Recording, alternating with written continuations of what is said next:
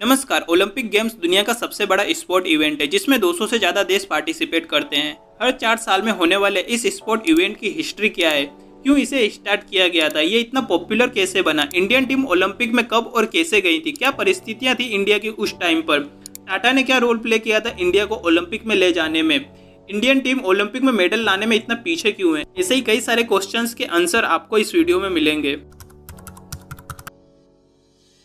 वैसे तो ओलंपिक को आज से लगभग 2800 साल पहले यानी कि 776 बीसी में स्टार्ट किया गया होगा, ऐसा मानने में आता है। कुछ हिस्टोरियन ओलंपिक को इससे भी पुराना बताते हैं। ग्रीक माइथोलॉजी में ओलंपिक की स्टार्टिंग को लेकर कई स्टोरीज हैं, पर सबसे पॉपुलर स्टोरी हरकुलस के 12 लेबर वाली है।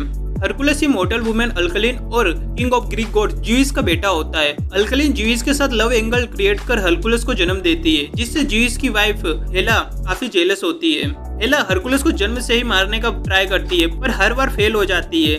पर जब हरकुलस बड़ा होता है, शादी और बच्चे हो जाते हैं, तब हेला किसी तरह हरकुलस का मानसिक संतुलन बिगाड़ देती है, जिससे हरकुलस अपनी ही बीवी और बच्चे को मार डालता है। जब उसका मानसिक संतुलन ठीक होता है, तब उसे अपनी करनी पर काफी अफसोस होता है, जिसके पश्चाताप के लिए वो ग्रीक के पवित्र स्थान डेल्फी के मुख्य संत पाइथिया के पास जाता है। वे हरकुलस को अपनी करनी का पश्चाताप करने के लिए कजिन भाई यूरेथियस की 12 साल गुलामी करने को बोलते हैं। इन 12 साल में यूरेथियस जो भी बोले वो उसे करना पड़ेगा। जब हरकुलस यूरेथियस के अधीन हो जाता है, तब यूरेथियस हेला के ही कहने पर उसे ऐसे मिशन पे भेजता था कि जिसमें उसकी जान को खतरा हो, पर हर बार हरकुलस जिंदा बचकर आ जाता था। इस तरह यूरेथियस एक एक करके 12 मिशन पे भेजता है।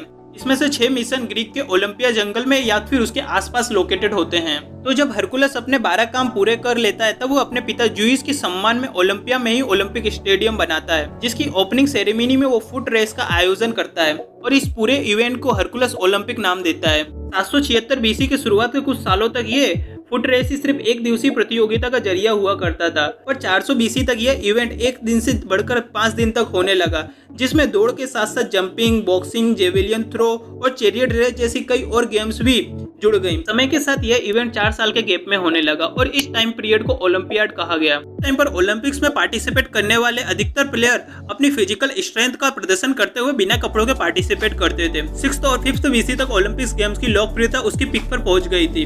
देखिए, उस टाइम पर ओलंपिक्स गेम्स ये एक रिलीजन इवेंट हुआ करता था, जिसका आयोजन ग्रीक के लोग उनके गॉड ज्यूस के सम्मान में किया करते थे। पर इसके बाद से बाहरी आक्रमण के चलते ये इवेंट कभी होता तो कभी नहीं होता। 30 AD में क्रिश्चियनिटी अस्तित्व में आती है। उस समय रोमन एम्पायर क्रिश्चियनिटी से बहुत प्रभावित हुआ था, तो जब वो ग्रीक पर हमला कर विजय प्राप्त करता है, तब रोमन एम्पायर ग्रीक में भी क्रिश्चियनिटी का जमकर प्रचार और प्रसार करता है। और जब थियोडोसियस फर्स्ट 1393 AD में रोमन एम्पायर की बागडोर संभालता है, तब वे क्रिश्चियनिटी के प्रसार के लिए ग्रीक के सारे देवी देवताओं की मूर्तियां और ग्रीक के रिलीजियन इवेंट पर प्रतिबंध लगा देता है, जिसके चलते 400 AD तक ग्रीक के लोगों का उनके देवी देवताओं पर विश्वास कम होने लगता है और ओलंपिक गेम्स की भी लोकप्रियता घट जाती है।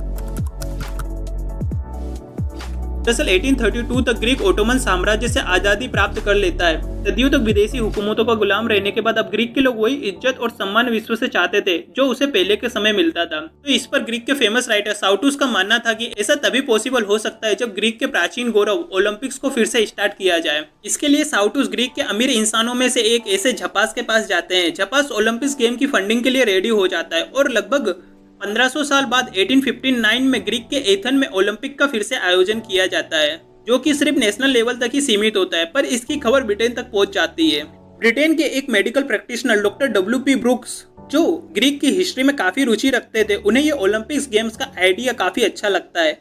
ब्रुक्स छोटे स्तर पर ओलंपिक्स गेम का आयोजन भी करते हैं, पर वे इसे अंतर्राष्ट्रीय स्तर पर ले जाना चाहते थे, पर ब्रिटेन गवर्नमेंट इस पर राजी नहीं होती। फिर इसके बाद 1890 में एक French teacher French Warren Coubertin Britain आते हैं। जब वे ब्रुक्स से मिलते हैं तो उन्हें ये इंटरनेशनल ओलंपिक का आइडिया काफी पसंद आता है। फ्रांस वापस आकर कुबर्टिन 1892 में पब्लिकली इंटरनेशनल ओलंपिक्स गेम्स का प्रस्ताव रखते हैं, पर सब इसे हंसकर निकाल देते हैं। 16 जून 1894 में Coubertin Congress for revival of Olympics games का पेरिस में आयोजन करते हैं, जिसमें पूरे यूरोप के कई डेलीगेट्स भाग लेते हैं। बैठक के 8वें दिन 23 जून 1894 को कांग्रेस ओलंपिक्स गेम्स को फिर से शुरू करने के प्रस्ताव को सर्वसम्मति से प्रसार कर इंटरनेशनल ओलंपिक कमेटी की रचना करती है और इस कमेटी का जनरल सेक्रेटरी कुबर्टिन को बनाया जाता है।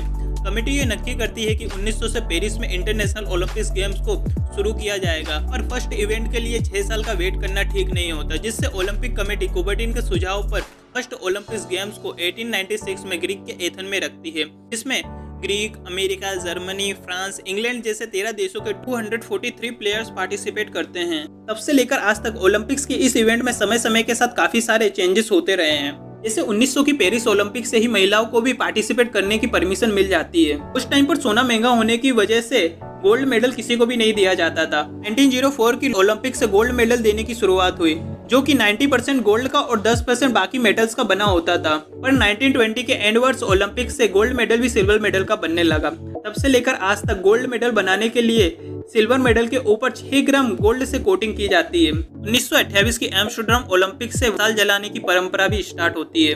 1936 में जब ओलंपिक की यजमानी जर्मनी को मिलती है, तब हिटलर ही मशाल रिले को नाजियों के प्रचार के लिए निकलवाता है, जो ग्रीक से शुरू होकर 3000 किलोमीटर का डिस्टेंस तय कर बर्लिन आती है। तभी से ये टॉर्च रिले निकलवाने की परंपरा भी स्टार्ट होती है। 1939 में वर्ल्ड वॉर 2 स्टार्ट हो जाता है, जिसके चलते 1914 और 1944 की ओलंपिक्स नहीं हो पाती है। इससे पहले भी वर्ल्ड वॉर 1 के कारण 1916 का ओलंपिक स्थगित हुआ था। 1944 से लेकर आज तक ओलंपिक गेम्स को स्थगित नहीं किया गया। 2020 का टोक्यो ओलंपिक्स कोरोना के कारण सिर्फ 1 साल के लिए पोस्टपोन किया गया था। देखिए, वैसे तो ओलंपिक की शुरुआत विश्व में शांति बनाए रखने और फिजिकल फिटनेस को बढ़ावा देने के लिए हुई थी, पर समय समय पर इस इवेंट के चलते काफी अशांति क्रिएट हुई है। जैसे कि 1968 में मेक्सिको ओलंपिक के विरोध में प्रोटेस्ट कर रहे स्टूडेंट पर मेक्सिकन गवर्नमेंट गोलियां चलवा देती है, जिसके कारण 200 से 300 स्टूडेंट की जान जाती है और हजारों जख्मी हो जाते हैं। इसके अलावा 1972 में जर्मनी के म्यूनिक ओलंपिक में 11 इजरायली प्लेयर्स की और पैलेस्टाइनी आतंकवादियों के द्वारा हत्या कर दी जाती है। 1976 मॉन्ट्रियल ओलंपिक से 1988 सियाल ओलंपिक तक अलग अलग कारणों से अलग अलग देश ओलंपिक का बहिष्कार करते रहे। ये उनकी लिस्ट है, आप वीडियो को पॉज करके पढ़ सकते हो। 1991 में 44 ईयर से चली आ रही कोल्ड वॉर खत्म हो जाती है, जिससे 1992 के बार्सिलोना ओलंपिक से वस्तुएं सुधरने लगती है। आज की डेट में ओलंपिक्स के भी कई टाइप्स होने लगे हैं, जैसे कि समर ओलंपिक, जिसमें 28 स्पोर्ट्स अलग अलग कैटेगरीज में खेले जाते हैं। पेरिस में जो अभी ओलंपिक चल रहा था वो समर ओलंपिक ही था। फिर है विंटर ओलंपिक, जिसमें 15 स्पोर्ट्स अलग अलग कैटेगरीज में खेले जाते हैं। इसके अलावा फिजिकली डिसेबल प्लेयर के लिए पैरा ओलंपिक, बौद्धिक विकलांग लोगों के लिए स्पेशल ओलंपिक, सुनने में तकलीफ रखने वाले लोगों के लिए डिफ ओलंपिक, आर्मी पर्सन के लिए मिलिट्री वर्ल्ड गेम्स, यूनिवर्सिटी के स्टूडेंट्स के लिए यूनिवर्सिटी ओलंपिक्स, 50 साल से ज्यादा की एज रखने वाले एथलेट्स के लिए सीनियर ओलंपिक और 14 से 18 साल की उम्र रखने वाले एथलेट्स के लिए यूथ ओलंपिक है। वैसे तो 1900 के पेरिस ओलंपिक में इंडिया ने फर्स्ट टाइम पार्टिसिपेट कर लिया था, जिसमें इंडिया को रिप्रेजेंट एक ब्रिटिश इंडियन एथलीट नॉर्मन प्रीचर्ड ने किया था, जो 2 सिल्वर मेडल लेकर आए थे। पर असल मायने में इंडिया की ओलंपिक जर्नी 1919 से स्टार्ट हुई थी।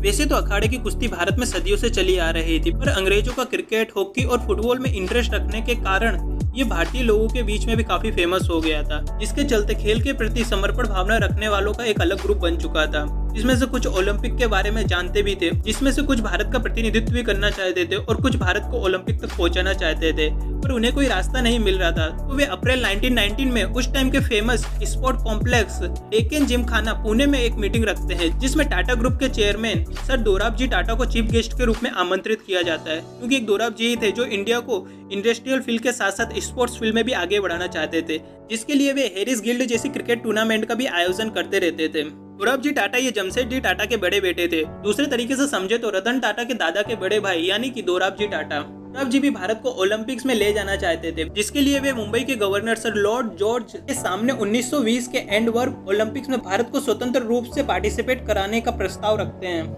इसके बाद गवर्नर ब्रिटिश ओलंपिक कमेटी से इसके लिए परमिशन मांगते हैं। कई राउंड बैठकों के बाद अंत में फरवरी 1920 को इंडिया इंटरनेशनल ओलंपिक कमेटी का मेंबर बन जाता है। भारत इंटरनेशनल ओलंपिक कमेटी का इंडिपेंडेंट मेंबर तो बन गया था, पर आधा काम अभी भी बाकी था, जिसके लिए दोराबजी टाटा कुछ और लोगों के साथ मिलकर एक सिलेक्शन कमेटी बनाते हैं। उस टाइम पर ओलंपिक्स इतना पॉपुलर नहीं था और जो ओलंपिक्स के बारे में जानते थे और जाना चाहते थे उन्हें भी ओलंपिक्स के रूल्स और रेगुलेशन का कोई आइडिया नहीं था। दोराबजी टाटा की कमेटी ये ट्रायल स्टार्ट कर देती है, पर ट्रायल में आए अधिकांश लोग गांव के किसान होते हैं, जिनके पास पहनने के लिए जूते तक भी नहीं रहते हैं। अंत में ये कमेटी ट्रायल में से 4 एथलीट 2 रेसलर का चयन करती है। इसके साथ एक मैनेजर और एक मेडिकल ऑफिसर को भी 1920 के ओलंपिक में भेजना रहता है, पर इन सबके लिए 35,000 रुपए की जरूरत होती है। 6,000 रुपए की मदद ब्रिटिश इंडियन गवर्नमेंट कर देती होती है। 3 खिलाड़ियों का पूरा खर्च दोराब जी उठा लेते हैं। बाकी के खर्च के लिए पूर्व क्रिकेटर और नवागढ़ के राजा कर्नल कुमार रणजीत सिंह और जिम खाने के मेंबर की मदद ली जाती है। आज की डेट में राजा रणजीत सिंह के नाम पर ही रणजी ट्रॉफी का आयोजन किया जाता है। काफी सारी दिक्कतों का सामना करते हुए इंडिया 1920 के एंटवर्प ओलंपिक्स में पार्टिसिपेट कर लेती है, पर इसमें प्लेयर्स कुछ खास कमाल नहीं दिखा पाते। पर इंडिया का फर्स्ट टाइम ओलंपिक में पार्टिसिपेशन की खबर लोगों तक पहुंची, जिससे लोगों का स्पोर्ट्स में इंटरेस्ट और बढ़ता है। 1924 के ओलंपिक को ध्यान में रखते हुए इस बार ऑल इंडिया ओलंपिक कमेटी बनाई जाती है, जिसके प्रेसिडेंट दोराब जी बनते हैं और खिलाड़ियों का सिलेक्शन भी स्टेट लेवल पे शुरू किया जाता है। उसके बाद ऑल इंडिया ओलंपिक्स जो कि लाहौर में होता है, उसके माध्यम से फाइनल सिलेक्शन कमेटी करती है। इस बार फंड की कमी को दूर करने के लिए स्टेट की ओलंपिक अथॉरिटी के माध्यम से चंदा इकट्ठा किया जाता है, जिसके माध्यम से 8 खिलाड़ियों को 1924 के पेरिस ओलंपिक में भेजा जाता है। एक बार फिर भारत को खाली हाथ वापस आना पड़ता है। 1925 में हॉकी की लोकप्रियता को देखते हुए इंडियन हॉकी फेडरेशन की रचना की जाती है और 1926 में इंडियन हॉकी टीम न्यूजीलैंड को उसी के घर में 18 मैचेस में हराकर आती है, जिससे इंडियन हॉकी फेडरेशन को वर्ल्ड हॉकी फेडरेशन में मेंबर बना दिया जाता है। 1927 में ऑल इंडिया ओलंपिक कमेटी को इंडियन ओलंपिक एसोसिएशन में बदल दिया जाता है। दोराब जी टाटा इस एसोसिएशन के फर्स्ट प्रेसिडेंट बनते हैं। 1928 के एम्स्टर्डम ओलंपिक में एसोसिएशन इस बार हॉकी टीम को भेजती है, जिसके कैप्टन जयपाल सिंह मुंडा होते हैं। हॉकी टीम फाइनल तक पहुंच जाती है और ये टीम देश को फर्स्ट ओलंपिक गोल्ड मेडल दिलाने में सफल होती है। 1928 से 1956 तक लगातार 6 gold medal Indian hockey team अपने नाम करती है, जिसमें 1928, 1932 और 1936 के ओलंपिक्स में हॉकी के जादूगर मेजर ध्यानचंद्र भी टीम का हिस्सा होते हैं। 1952 के हेलसिंकी ओलंपिक में इंडिया को हॉकी में गोल्ड मेडल के साथ साथ फर्स्ट इंडिविजुअल मेडल भी मिलता है। रेसलिंग में देश का प्रतिनिधित्व करते हुए कासाबा दादा साहेब जादव ब्रॉन्ज मेडल लेकर आते हैं। अगर आपने बायोपिक मूवी चंदू चैंपियन देखी होगी तो आपको पता होगा कि कार्तिक आर्यन का कैरेक्टर मुरलीकांत पेटकर बचपन से ही ओलंपिक मेडल लाने का एम रखते हैं। उन्हें ये इंस्पिरेशन कासाबा जादव से ही मिलती है। समय समय पर इंडियन स्पोर्ट्स में भी काफी सारे चेंजेस होते गए हैं, जैसे कि 2 साल के गैप में होते ऑल इंडिया ओलंपिक्स गेम्स को 1940 में नेशनल गेम्स में बदल दिया जाता है और 1985 में ओलंपिक्स के आधार पर इन नेशनल गेम्स में कई सारे चेंजेस किए जाते हैं। और इसी के साथ साथ युवाओं का स्पोर्ट्स में इंटरेस्ट बढ़े, इसके लिए कई सारी पॉलिसीज भी लाई गई हैं। इंडिया 1920 से लेकर आज की डेट तक 25 बार ओलंपिक में पार्टिसिपेट कर चुका है, जिसमें टोटल 38 मेडल आए हैं और इन 38 मेडलों में 10 गोल्ड मेडल, 8 सिल्वर मेडल और 20 ब्रॉन्ज मेडल इंक्लूड हैं। 10 गोल्ड मेडल में से पहले के 8 गोल्ड मेडल हॉकी में आए हैं, जबकि 9वां गोल्ड मेडल 2008 की बेजिंग ओलंपिक में अभिनव शूटिंग में लेकर आए थे। ये देश का फर्स्ट इंडिविजुअल गोल्ड मेडल भी था और 10वां गोल्ड मेडल पिछली टोक्यो ओलंपिक में नीरज चोपड़ा लेकर आए थे। 38 मेडल के साथ India all time medal tally में 56 नंबर पर आता है। ऐसे कई देश हैं जिन्होंने इंडिया के बाद से ओलंपिक्स में पार्टिसिपेट करना स्टार्ट किया, पर वो आज मेडल टैली में हमसे कई आगे हैं। जैसे कि रोमानिया 1924 में फर्स्ट पार्टिसिपेशन किया और आज 317 टोटल मेडल है। जमैका 1948 में first participation, total medal 88। Kenya 1956 में फर्स्ट पार्टिसिपेशन और आज टोटल मेडल हैं 113। यूक्रेन सोवियत यूनियन से अलग होकर 1996 में फर्स्ट पार्टिसिपेशन किया और आज टोटल मेडल है 156। ओलंपिक मेडल टेबल की टॉप की कंट्रीज के बारे में ये मान सकते हैं कि उनका ओलंपिक्स में पार्टिसिपेशन स्टार्टिंग से ही रहा है और कुछ हद तक इकोनॉमी भी इंडिया से ठीक रही है। पर उन कंट्रीज का क्या जिन्होंने इंडिया के बाद से ओलंपिक में पार्टिसिपेट करना स्टार्ट किया और इकोनॉमी भी इंडिया से कुछ ठीक ठाक नहीं रही, पर आज वो ओलंपिक्स में मेडल लाने में इंडिया से काफी आगे हैं। पीछे एक नहीं बल्कि ये 5 रीजन है। पहला रीजन है कि politicals in sport federation. India में अगर आपको किसी भी स्पोर्ट फेडरेशन का सेक्रेटरी या प्रेसिडेंट बनना हो तो वो स्पोर्ट खेलना है ये जरूरी नहीं, बस रूलिंग पार्टी का आप वफादार बन जाओ। फिर देखो रूलिंग गवर्नमेंट तुम्हारे लिए देश की शान को भी रास्ते पर ला सकती है। स्पोर्ट फेडरेशन में पॉलिटिशियन और उनके करीबी के होने की परंपरा आज से नहीं बल्कि दशकों से चली आ रही है। सेकेंड रीजन है सिर्फ कुछ ही स्पोर्ट्स पे फोकस होना। ओलंपिक्स में लगभग 28 स्पोर्ट्स है और इंडिया कुछ गिने चुने स्पोर्ट्स में ही पार्टिसिपेट करता है। इसका एक रीजन क्रिकेट की पॉपुलैरिटी भी है। देश में क्रिकेट की पॉपुलैरिटी इतनी है कि अधिकतर यंगस्टर क्रिकेट में ही अपना फ्यूचर देखते हैं। कोहली ने इस मैच में कितने रन बनाए ये सबको याद होगा, पर दूसरे किसी स्पोर्ट्स में इंडिया को वर्ल्ड चैंपियन बनाने वाले प्लेयर्स को लोग जानते भी नहीं होंगे। इतने ही लोग जानते होंगे कि इंटरनेशनल फुटबॉल में सर्वाधिक गोल करने के मामले में सुनील छेत्री चौथे स्थान पर आते हैं। तीसरा रीजन है government support and funding. Indian government ने 2024 के बजट में टोटल बजट का 0.08% ही स्पोर्ट पर दिया है, जबकि दूसरी कंट्रीज में देखा जाए तो ये टोटल बजट का 1.5% से लेकर 3.4% तक होता है, जिससे वहाँ कोई एक पर्टिकुलर स्पोर्ट्स नहीं बल्कि कई स्पोर्ट्स का अच्छा डेवलपमेंट होता है। चौथा रीजन है सोशियो इकोनॉमिकल फैक्ट। कितने ही प्लेयर स्पोर्ट्स में अपना करियर बनाना तो चाहते हैं पर फैमिली प्रेशर की वजह से बना नहीं पाते। कुछ तो फैमिली रिस्पॉन्सिबिलिटी की वजह से अपनी जर्नी को बीच में ही समाप्त कर देते हैं। गवर्नमेंट आपको फ्री में ट्रेनिंग और ट्रैवलिंग तो प्रोवाइड करवाती है पर स्टार्टिंग में आपको कुछ स्पोर्ट्स से रिलेटेड इक्विपमेंट वगैरह खुद ही परचेस करने पड़ते हैं। अगर लोअर मिडिल क्लास और पुअर फैमिली से बिलोंग रखने वाले किसी प्लेयर की एज 22 से ऊपर जाने लगती है तो कंडीशन और भी डिफिकल्ट हो जाती है। फैमिली को सपोर्ट करने के लिए स्पोर्ट क्वाटा की गवर्नमेंट जॉब लेने के अलावा उसके पास और कोई ऑप्शन नहीं बचता। पांचवा रीजन है lack of grass root development. शुरू से हमारे कल्चर में योग, व्यायाम, कसरत और दंगल है पर यह हमारे जीवन का पार्ट शुरू से नहीं होता है। बचपन से ही हमारे माइंड में ये डाल दिया जाता है कि पढ़ोगे लिखोगे बनोगे नवाब, खेलोगे कूदोगे बनोगे खराब। कोई प्लेयर अगर ओलंपिक में मेडल लाता है तो ये 2-3 साल का परिणाम नहीं बल्कि जिंदगी भर की मेहनत होती है। जो कंट्रीज ओलंपिक्स मेडल टैली में टॉप पर रहती है वहाँ पर ओलंपिक की प्रिपरेशन 6-7 साल की उम्र से ही स्टार्ट हो जाती है। वहीं अपने देश में इस एज में बच्चे स्टेट लेवल के स्पोर्ट कंपटीशन के बारे में भी नहीं जानते और जब तक समझ पाते हैं, प्रैक्टिस कर पाते हैं तब तक परिवार की जिम्मेदारियां आ जाती हैं। इसी ग्रास रूट डेवलपमेंट के लिए इंडियन गवर्नमेंट ने 2017 में खेलो इंडिया प्रोग्राम लॉन्च किया था। इस प्रोग्राम के अंतर्गत देश में youth games, university games, winter games और पैरा गेम्स कराए जाते हैं। इस प्रोग्राम पर गवर्नमेंट स्पोर्ट बजट का लगभग 26% अमाउंट खर्च करती है।